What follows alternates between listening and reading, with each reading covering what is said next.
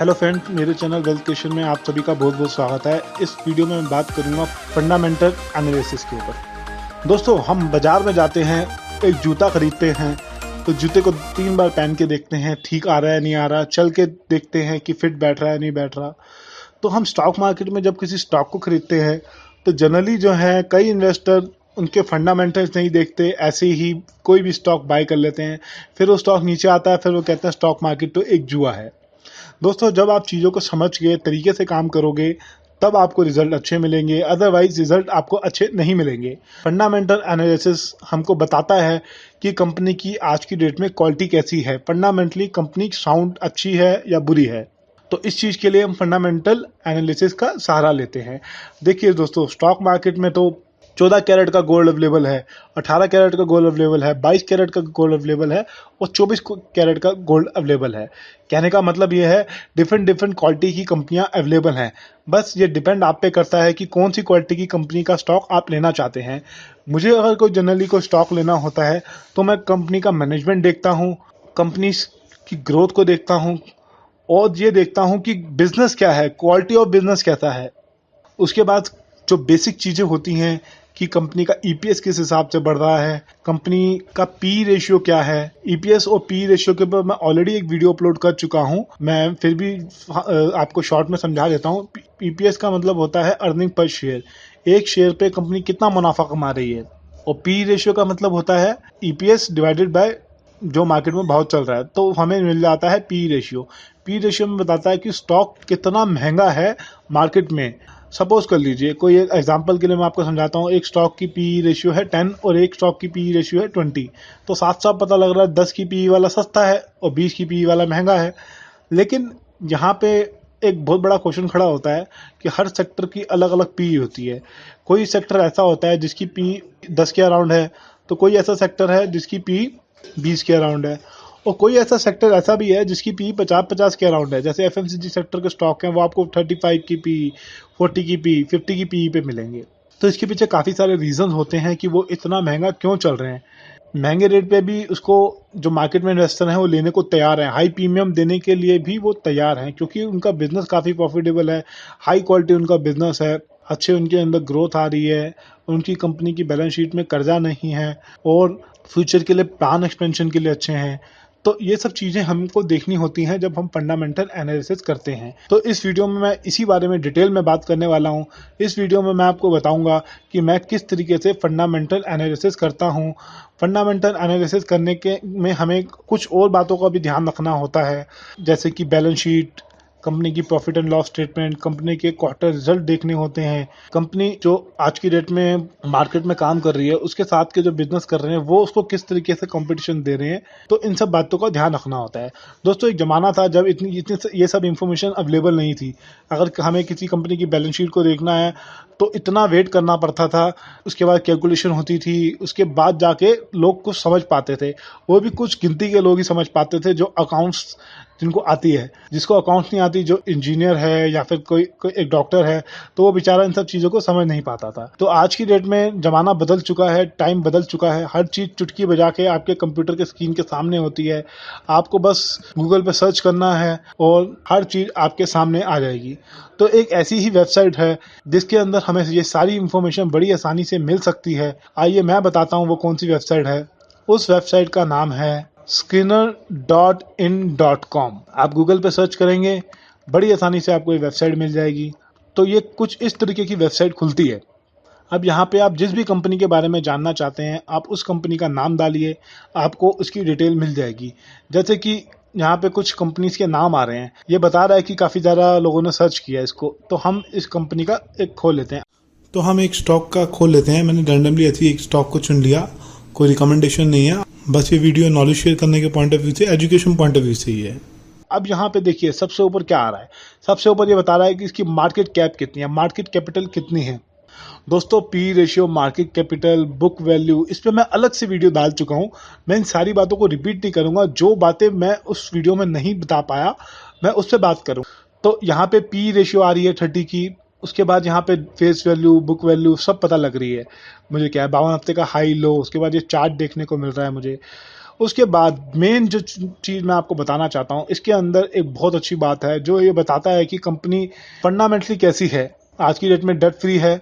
इसने अपना एनालिसिस करके यहाँ पे बताया हुआ है इस वेबसाइट पे कि ये कंपनी फंडामेंटली हेल्दी है, अच्छी है या नहीं है। अब इसके अंदर बता रहा है कंपनी हैज रिड्यूस्ड डेट, मतलब कंपनी ने बहुत तेजी से अपना कर्जा कम किया है। उसके बाद अब ये बता रहा है कर्जा कम करने के बाद ये कंपनी डेट फ्री हो चुकी है। अब तीसरी बात वो बोल रहा है company is expecting to give good quarter growth, आने वाले टाइम में कंपनी एक्सपेक्ट कर रही है कि हमारे अच्छे नतीजे आएंगे। तो उसी तरीके से आरओई बता रहा है, 3 साल का आरओई कितना था हमारा, आरओई मतलब रिटर्न ऑन इक्विटी। इस पे भी मैं अलग से वीडियो डाल चुका हूँ, मैं उसका लिंक भी डिस्क्रिप्शन बॉक्स में डाल दूंगा। उसके बाद ये बता रहा है कि कंपनी ने डिविडेंड कैसा कितना दिया है, कंपनी का डिविडेंड ट्रैक रिकॉर्ड कैसा रहा है कुछ पिछले सालों में।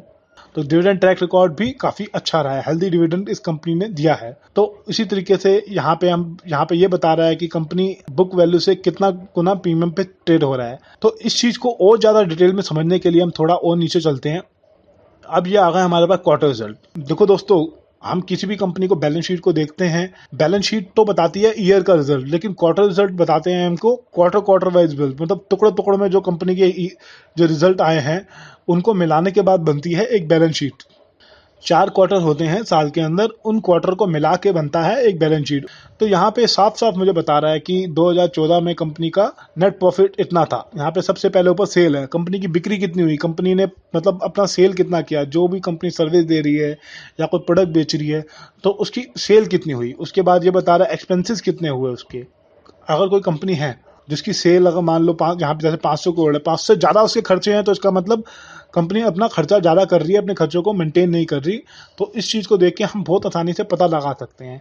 उसके बाद इन सबको एक्सपेंसेस को काटने के बाद ऑपरेटिंग प्रॉफिट कितना निकला वो यहाँ पे साफ साफ बता रहा है। उसके बाद ये इंटरेस्ट है, यानी कि कंपनी ने किसी बैंक से लोन ले रखा है तो वो अपना इंटरेस्ट धीरे धीरे उतार रही है, कर्जा का उतार रही है, तो ये इंटरेस्ट जो माइनस हो रहा है उसकी बैलेंस शीट से। उसके बाद ये डेप्रिसिएशन है, डेप्रिसिएशन होता है डेप्रिसिएशन ऑन एसेट, जैसे कि कंपनी की कोई एसेट है, कंपनी ने कोई मशीनरी लगाई हुई है, तो जिस चीज को बिजनेस एक्टिविटी में यूज करके कंपनी अपने काम में लाती है तो उस एसेट के ऊपर हर रोज वैल्यू डिक्रीज होती है, हर साल वैल्यू डिक्रीज होती है। जैसे कि एक मेरा मोबाइल फोन है, मैं मोबाइल फोन यूज कर रहा हूँ, ये मेरी एक एसेट है, अब मैं इसको यूज कर रहा हूँ डेली, तो धीरे धीरे वो घस रहा है तो उसकी वैल्यू कम होती जा रही है। तो डेप्रिसिएशन यहाँ पे माइनस होता है इसके अंदर, इस कंपनी की बैलेंस शीट के अंदर। तो इस तरीके से डेप्रिसिएशन माइनस हो रहा है। उसके बाद प्रॉफिट बिफोर टैक्स, यानी कि सरकार को टैक्स देने से पहले कंपनी का कितना प्रॉफिट था। आजकल तो जीटीएस लागू हो गया है, तो काफी सारे पहले टैक्सेस हुआ करते थे, तो उसका इसने यहाँ पे शॉर्ट में समझाया हुआ है कि कंपनी के प्रॉफिट टैक्स से पहले कितने थे और टैक्स के बाद नेट प्रॉफिट कितना हो गया। तो टोटल टैक्सेस जो थे जो इसको कंपनी को देने पड़ रहे थे, इससे ये पता लगता है कि कंपनी ऑनेस्ट है। अगर टैक्स बढ़ रहा होगा इसकी बैलेंस शीट में तो इसका मतलब जिस हिसाब से सेल बढ़ रही है, जिस हिसाब से बिक्री बढ़ रही है, तो कंपनी टैक्स भी पे कर रही है रेगुलर सरकार को। इसका मतलब कंपनी ऑनेस्टली अपनी बैलेंस शीट को में सही तरीके से काम कर रही है। तो उसके बाद आखिर में हमारा आता है नेट प्रॉफिट, शुद्ध मुनाफा कंपनी को कितना हुआ। किसी भी कंपनी की बैलेंस शीट के अंदर आपको 2 चीज हमेशा देखनी है कि कंपनी की बिक्री सबसे ज्यादा बढ़ रही है या नहीं बढ़ रही। अगर कंपनी की बिक्री नहीं बढ़ रही तो ऑटोमेटिकली उसके नेट प्रॉफिट भी नहीं बढ़ेंगे। तो ये 2 चीजों को देखना होता है हमेशा। नेट प्रॉफिट हमेशा बढ़ रहे हैं तो अच्छा है। अब जैसे इसके अंदर देखिए 2014 में 25 करोड़ का प्रॉफिट हुआ, फिर 34 का, फिर 34, फिर 22 हो गया, उसके बाद फिर 45 हो गया। तो ये इसके पीछे काफी सारे रीजन होते हैं कि एकदम से ये इतना नीचे क्यों हो गया। कंपनी को कोई कंपटीशन फेस करना पड़ा या फिर कंपनी की के अंदर कुछ प्रॉब्लम हो गई, इंटरनल प्रॉब्लम हो गई। तो एक क्वार्टर में अगर थोड़ा कम आ जाए तो घबराने वाली कोई बात नहीं होती। जनरली साल का देखा जाता है, 4 क्वार्टर का देखा जाता है, ओवरऑल परफॉर्मेंस देखी जाती है। हो सकता है कि इस क्वार्टर में कंपनी ने अपने जो कस्टमर हैं उसको अट्रैक्ट करने के लिए कुछ स्पेशल स्कीम दी हो, कोई स्पेशल ऑफर दिया हो, ताकि उस क्वार्टर में कंपनी की सेल ज्यादा आ गई हो तो उसके अगले क्वार्टर में थोड़ी बिक्री कम हो गई। तो 1-2 क्वार्टर में कोई फर्क नहीं पड़ता, एनुअली देखा जाता है ओवरऑल की कैसी परफॉर्मेंस है ये। तो यहाँ ओवरऑल परफॉर्मेंस अच्छी है। तो इस तरीके से आप देखिए ये ईपीएस इसका बढ़ता जा रहा है, तो इसका मतलब कंपनी ग्रो कर रही है। तो उसी तरीके से एनुअली है, एनुअली इसी तरीके से देखा जाएगा जैसे मैंने आपको बताया। अब लेकिन यहाँ पे ईपीएस बता रहा है, ईपीएस मतलब होता है अर्निंग पर शेयर, एक शेयर पे कंपनी कितना मुनाफा कमा रही है। आपको कैलकुलेट करने में अगर प्रॉब्लम होती है कि इस सब को कैसे देखा जाए, तो आजकल सारी चीज़ें आसानी से अवेलेबल हैं। यहाँ पे ईपीएस आ रहा है तो ईपीएस देखें तो बढ़ता ही जा रहा है, तो इसका मतलब कंपनी ग्रो कर रही है। अब यहाँ पे आप देख रहे होंगे बीच में ईपीएस 4 था, फिर 33 हो गया, फिर उसके बाद 122 था, फिर 33 हो गया। ये इसलिए कम ऊपर नीचे हो रहा है क्योंकि कंपनी ने बोनस डिक्लेयर किया होगा, अपने स्टॉक को स्प्लिट किया होगा। बोनस जब कंपनी डिक्लेयर करती है तो उसका स्टॉक प्राइस मार्केट में कम हो जाता है, और स्प्लिट करती है तब भी स्टॉक प्राइस कम हो जाता है। स्प्लिट करने का बेसिकली मतलब क्या होता है, जैसे कि किसी कंपनी की पहले के ज़माने में फेस वैल्यू 100 रुपये की हुआ करती थी। आज के ज़माने में कई कंपनी की फेस वैल्यू 10 है, किसी की 1 है, तो पहले 100 रुपये हुआ करती थी। तो होता ये था कि जैसे 100 रुपये की किसी फेस वैल्यू है तो स्टॉक मार्केट में भाव हो जाता था, कई बार 10,000 का स्टॉक हो गया, 20,000 का स्टॉक हो गया, तो कंपनी क्या करती थी, उस स्टॉक को स्प्लिट कर देती थी, उसके टुकड़े कर देती थी, ताकि जो छोटा इन्वेस्टर है उसको आसानी से ले सके। जैसे एग्जांपल के लिए आप देखिए, आज की डेट में MRF का स्टॉक काफ़ी महंगा 62,000 का चल रहा है, तो उसके 10 रुपये की फेस वैल्यू है। हो सकता है कंपनी इसकी फेस वैल्यू को 1 रुपये कर दे, तो 1 रुपये कर देगी तो स्टॉक 6,000 रुपये का होकर रह जाएगा, तो शायद रिटेल इन्वेस्टर उसको ले सकता है। तो उसी तरीके से डिविडेंड पे आउट है इन परसेंटेज, डिविडेंड बढ़ रहा है जिस हिसाब से कंपनी के प्रॉफिट बढ़ रहे हैं तो कंपनी डिविडेंड भी अच्छा दे रही है, तो इससे हमें ये चीज़ पता लगती है। तो इस वेबसाइट की मेन खासियत ये है, इसके अंदर आपको नीचे थोड़ा आप आ जाएंगे तो यहाँ पे पता लगेगा कि कंपाउंड ग्रोथ कैसी आ रही है। पिछले 3 साल में आप कंपनी की कंपाउंड ग्रोथ कैसी थी, 10 साल में कंपाउंड ग्रोथ कैसी थी। दोस्तों, कंपाउंड ग्रोथ का क्या मतलब होता है, सपोज कर लीजिए इस साल मेरा प्रॉफिट आया 10 रुपये, अगले साल मेरा प्रॉफिट आया 11 रुपये, तो मैजिक ऑफ कंपाउंडिंग ग्रोथ का यही फायदा होता है। जैसे कि आप FD करवाते हैं, आपने बैंक में FD करवाई 8% के हिसाब से 10,000 रुपीज़ की इस साल, तो इस साल जब साल खत्म होगा तो आपको इंटरेस्ट रेट मिलेगा 8% के हिसाब से, यानी कि करीब करीब आपको मिलेगा 820 रुपीज़ या 30 रुपीज़ मिलेगा। ठीक है, 10,820 30 रुपीज़ हो गया। तो अगले साल जब FD करवाने जाएंगे आप, 10,820 रुपीज़ या 30 रुपीज़ है, वो ऐड होगा, ऐड होके 8% के हिसाब से आपको दोबारा इंटरेस्ट मिलेगा। तो इसी तरीके से हम 5-6 साल में देखें तो मैं इसका इंटरेस्ट रेट कैलकुलेट करूंगा तो ये मुझे 11% का पड़ जाएगा। तो स्टॉक मार्केट में भी ऐसे होता है, आज कंपनी ने 10 करोड़ कमाए तो अगले साल कंपनी अगर 12-13 करोड़ कमा रही है तो 10 करोड़ के ऊपर कंपाउंड ग्रोथ हो गई।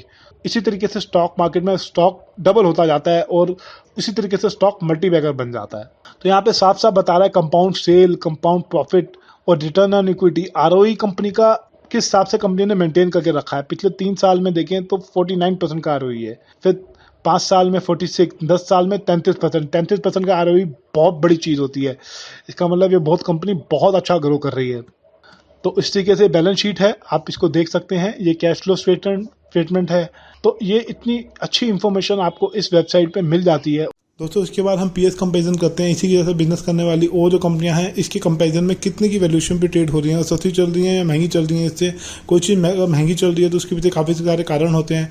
क्या उसके अंदर ग्रोथ बहुत अच्छी आ रही है, कंपनी एक्सपेंशन बहुत अच्छा कर रही है, कंपनी नई फैक्ट्री सेटअप कर रही है और कंट्री में अपने बिजनेस को बढ़ा रही है, सर्विसेज को या प्रोडक्ट को वहाँ भी सेल करेगी। तो काफ़ी सारे रीज़न होते हैं, उसको देखने के बाद ही हम डिसाइड कर पाएंगे कि कोई स्टॉक इन्वेस्टमेंट के लिए अच्छा है या नहीं है। ये मेरा फंडामेंटल एनालिसिस के ऊपर पार्ट 1 हो गया। मैं पार्ट 2 भी बनाऊंगा जल्दी, उसमें मैं बताऊंगा और भी बातें बताऊंगा आपको कि उन दोनों को मिलाने के बाद, इन दोनों वीडियो की जो इन्फॉर्मेशन है उसको मिलाने के बाद हम किसी डिसीजन पर पहुँच सकते हैं कि कौन सा stock investment point of view से अच्छा है और कौन सा नहीं है। तो ये वीडियो टोटली एजुकेशन पर्पज़ के लिए था, किसी तरीके की बाय सेल होल्ड रिकमेंडेशन नहीं है। आप कोई भी स्टॉक खरीदने से पहले अपनी खुद की स्टडी करें या फाइनेंशियल प्लानर से डिस्कस करने के बाद ही कोई इन्वेस्टमेंट का डिसीजन लीजिएगा। तो धन्यवाद दोस्तों इस वीडियो को देखने के लिए, थैंक यू।